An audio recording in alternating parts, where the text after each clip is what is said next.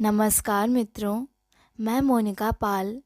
आज की हमारी स्टोरी है मनुष्य के कर्म। मनुष्य के कर्म उसके पास लौटकर जरूर आते हैं, यही ब्रह्मांड का नियम है। यह कहानी उसी के बारे में है। एक 26 साल का नौजवान लड़का था। उसकी नई नई शादी हुई थी। शादी के कुछ ही समय बाद उसके पिताजी की मृत्यु हो जाती है। अब जब उसके पिताजी नहीं रहे और माताजी अकेली रह गई थी तो उस लड़के को उसकी माताजी बोझ लगने लगती हैं।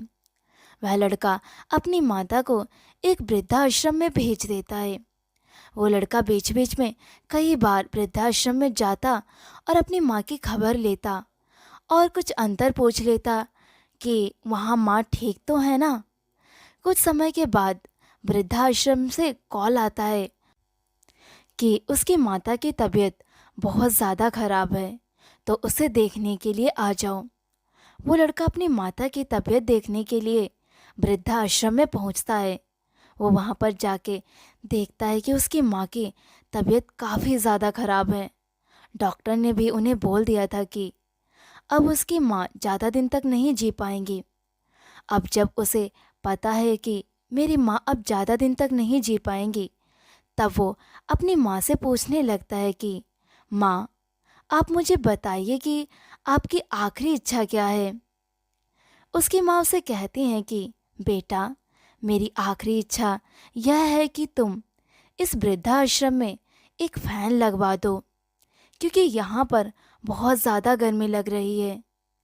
तब उसका बेटा माँ से कहने लगता है कि माँ, पर आप तो अब ज़्यादा दिन तक यहाँ नहीं रहने वाली हैं, तो फिर आपको क्यों यहाँ पर फ़ैन लगवाना है।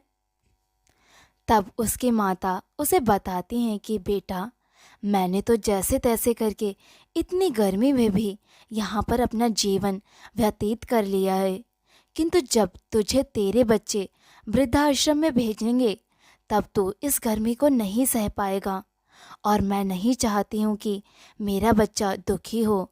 माता की बात सुनते ही उस लड़के की आंखें नम हो जाती हैं। हमने जैसा व्यवहार दूसरों के साथ किया होता है, वैसा ही व्यवहार दूसरे हमारे साथ करते हैं।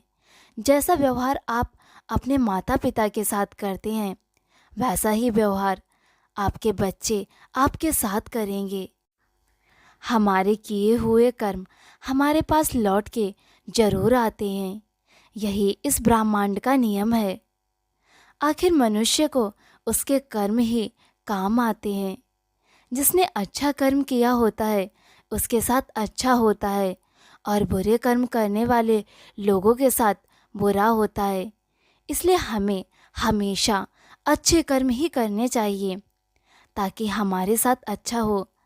आखिर हमारे साथ हमारे कर्म की दौलत ही आने वाली है। शुक्रिया।